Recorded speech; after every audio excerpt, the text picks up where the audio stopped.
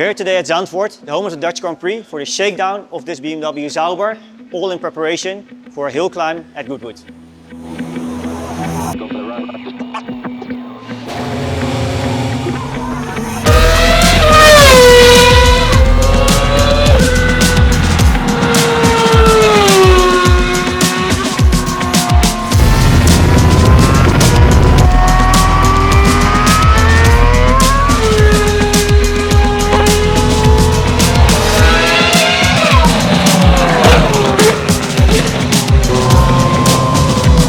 Car will come in this lap. We straight away put the cooling fans on.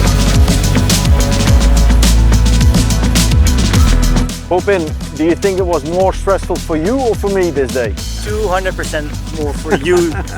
It would have been more and more stressful for you than for me. I mean, I know kind of what to do. I've done many shakedowns before, but it's always a pleasure to be back in a Formula 1 car, of course. And yeah, it just immediately calls up memories as well.